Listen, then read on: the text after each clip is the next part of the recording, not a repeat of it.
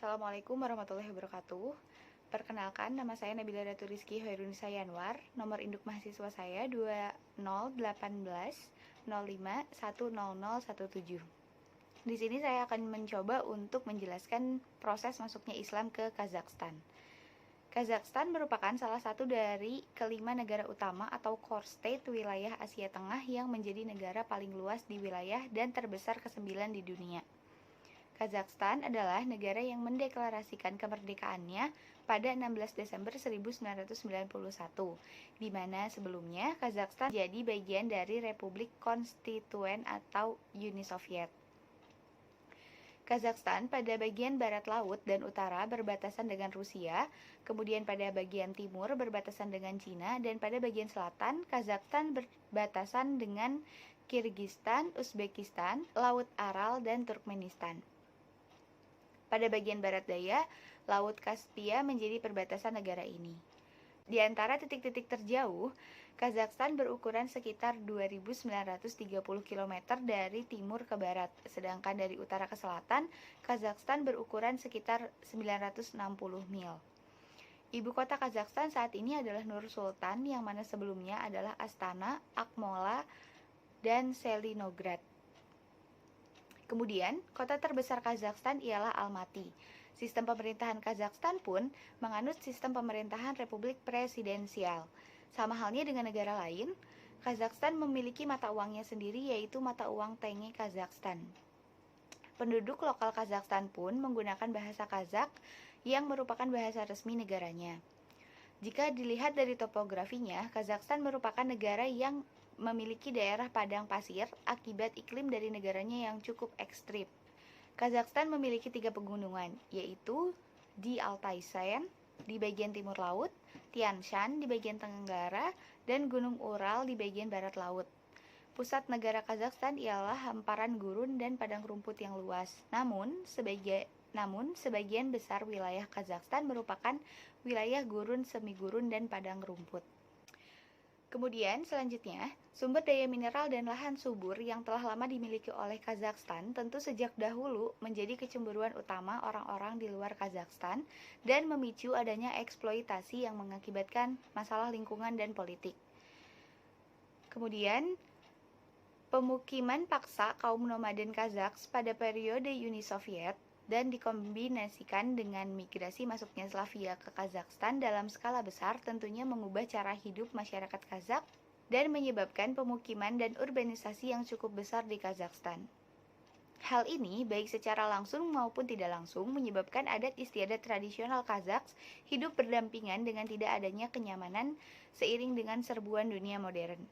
Selanjutnya, Kazakhstan memiliki kelompok etnis di mana kurang dari 1/5 dari jumlah total 8 juta etnis Kazakh tinggal di luar Kazakhstan, terutama di Uzbekistan dan Rusia.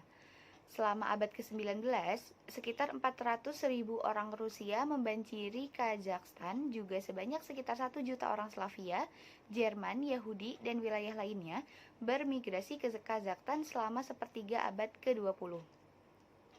Para migran yang membadati Kazakhstan ini tentunya membuat banyak suku menjadi miskin. Arus masuk Slavia terbesar lainnya juga terjadi pada tahun 1954 hingga 1956 sebagai akibat dari proyek Virgin and Islands yang diprakarsai oleh Perdana Menteri Soviet Nikita Khrushchev, yang mana ia merupakan orang Slavia. Proyek ini kemudian menarik minat ribuan orang Rusia dan Ukraina ke tanah pertanian yang kaya dan subur di bagian utara Kazakhstan. Pada tahun-tahun awal kemerdekaan, dengan jumlah besar etnis Rusia di Kazakhstan bermigrasi ke Rusia. Hal ini tentunya mengubah susunan demografis Kazakhstan, di mana pada pertengahan tahun 1990, proporsi Kazakhs mendekat setengah dari total populasi. Sedangkan orang-orang Rusia mendekati sepertiga dari total populasi. Tren ini kemudian bertahan hingga abad ke-21 karena populasi Kazakhs mendekati 2/3 dari populasi Kazakhstan, sementara Rusia mewakili lebih dari 1/5 populasi negara. Kelompok etnis lainnya yang ada di Kazakhstan ialah Uzbek, Uighur, Ukraina, Jerman, Tatar, dan Korea. Kazakhstan merupakan negara yang mayoritas penduduknya memeluk agama Islam. Selama sebagian besar periode nomaden yang cukup panjang, ketaatan orang-orang Kazaks pada Islam tetap informal dan permisif. Hal ini kemudian berubah ketika mereka pindah ke pemukiman atau mengirim anak-anak mereka ke kota-kota seperti Terlitamak atau Bukhara untuk mengenyam pendidikan. Di sana, para pemuda Kazaks kemudian menjadi muslim maktab dan madrasah di mana agama menyediakan mata pelajaran dan ideologi utama. Generasi intelektual yang lebih muda berubah menjadi muslim bergaya perkotaan sebelum kemudian komunis Soviet mengambil alih hak kebebasan beragama mereka pada tahun 1920. Di Kazakhstan terjadi dalam 3 gelombang besar. Yang pertama terjadi pada abad ke-10, yang kedua terjadi pada abad ke-19, dan yang terakhir terjadi pada tahun 1990. Islam masuk pertama kali ke Kazakhstan pada abad ke-8 ketika bangsa Arab menguasai Transosania atau Maya-Ranar, suatu area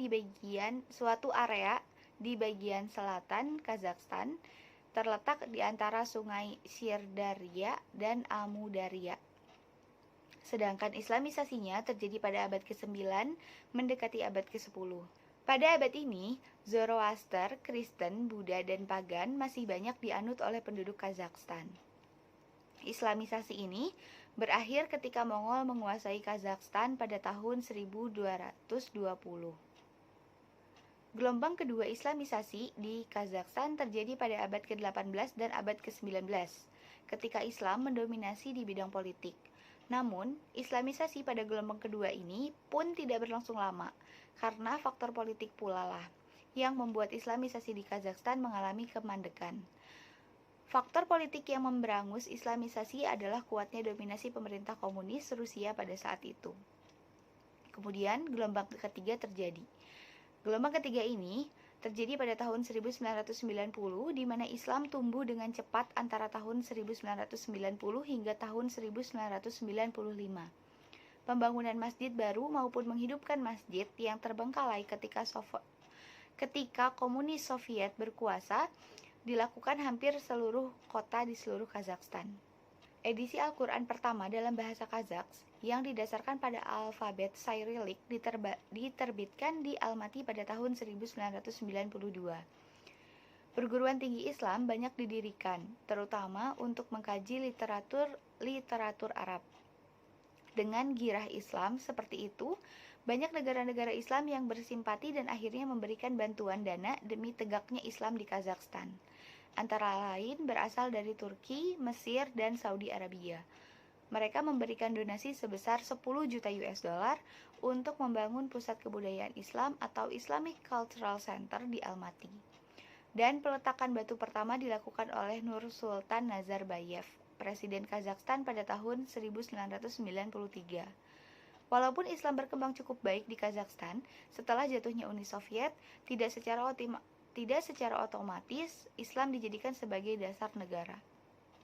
Hal ini terbukti dengan berlakunya Konstitusi tahun 1995 yang menyebutkan bahwa Kazakhstan adalah negara sekuler. Menyusul ditetapkannya konstitusi bahwa Kazakhstan adalah negara sekuler, pertumbuhan komunitas Islam mengalami penurunan. Padahal, logikanya, Islamisasi gelombang ketiga adalah teradopsinya norma-norma, cita-cita, dan ritus atau ritual Islam dalam skala luas, termasuk di dalamnya Islamisasi politik.